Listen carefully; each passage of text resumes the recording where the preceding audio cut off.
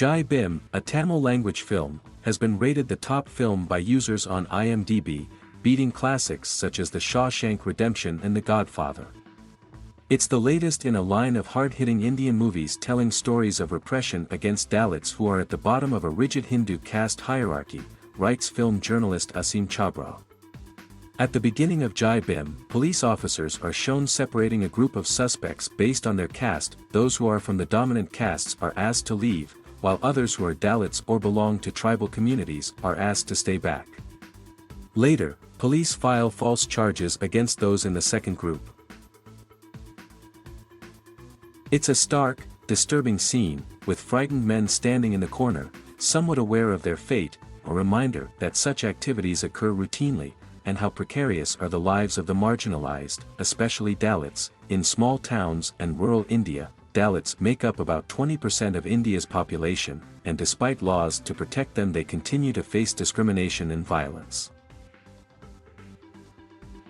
Jai Bhim's title translates to Long Life Bhim, a slogan made popular by the followers of B.R. Ambedkar, a Dalit scholar and leader, who was the chief architect of India's constitution and also the country's first law minister. Directed by T.J. Nanaval, and backed by Tamil star Surya, the film tells the true story of a crusading lawyer, played by Surya, who fought for a petition filed by a pregnant woman whose husband was placed in police custody and later declared missing.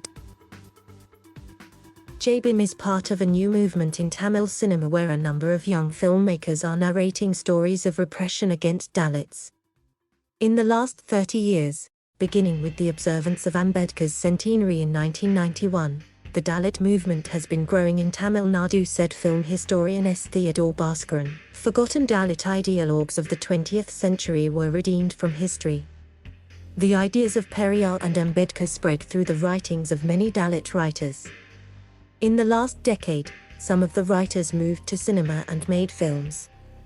But they used the usual ingredients like songs, fights and melodrama. Now, Dalit narratives have also found space in independent or indie films in other Indian languages, including An Hai Gaur Hai Diye Daan, exploring the lives of Dalit Sikhs, Masan, a romance between a young man from a family of crematorium workers and an upper caste girl, and Fandrai and Sairat. The last two films were directed by Nagaraj Manjul, a Dalit himself. Fandrai narrates the story of a young boy whose family catches pigs in the village, and his unrequited love for an upper caste girl. Sairat, an inter-caste romantic musical, was a huge box office success. Also in this group is the Tamil indie, Pebbles, India's official entry for the 2022 Oscar for Best International Film. But now there are many filmmakers in mainstream Tamil cinema whose protagonists are Dalits, who after a long period of discrimination fight for their rights. And when the legal recourse does not end their suffering, they are willing to take the fight to a physical level. The directors include veteran filmmaker Vetrimaran, who made Visaranai, a 2015 film about the plight of Tamil migrants in neighbouring Andhra Pradesh, and Adaran, a plot inspired by a massacre of Dalits. Marie Selvaraj and Pa Ranjith, both in their late 30s, are two key directors who have created narratives where the Dalit man is the central character. The representation of Dalit characters was painful. Dalit filmmaker Ranjith, often referred to as the Spike Lee of the Tamil film industry, told The Wire in a 2020 interview, referring to earlier Tamil films. Either they were written out, or just their inclusion in the story was considered revolutionary. In this context, I had to reflect on what my stories could say, he added. I wanted to show that my culture itself is based on discrimination and violence. Today, directors are more conscious when they write Dalit characters. Ranjith produced director Marie Selvaraj's first film Periyaram Perumal. The film opens with a card that reads "Caste and religion are against humanity." The film's protagonist wants to become a lawyer like Ambedkar. Towards the middle of Periyaram Perumal, Selvaraj has a group of men dancing to a 1983 film song Pora Dada. Composed by Ilayaraja, a legendary musician and a Dalit himself, the song's lyrics include, "We will take over your throne. Our cry for victory will be heard, our light will fill up this world, we the proletarians will fight back. The song also plays in the background in Selvaraj's canon and is now referred to as a Dalit anthem. Ranjitha's films were boosted with the support of Rajnikanth, the superstar of Tamil cinema.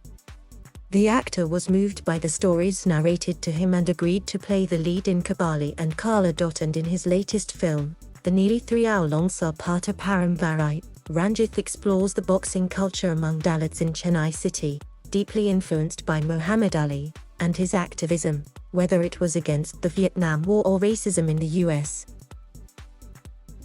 There are some who feel that the representation of Dalit characters in Tamil cinema does not deserve all the praise that it receives.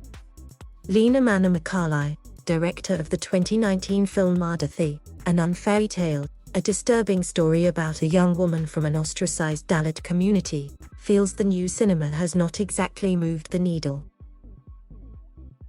It is feeding into the same hero, hyper-masculine, omnipresent, larger-than-life savior narratives, Manamakalai said.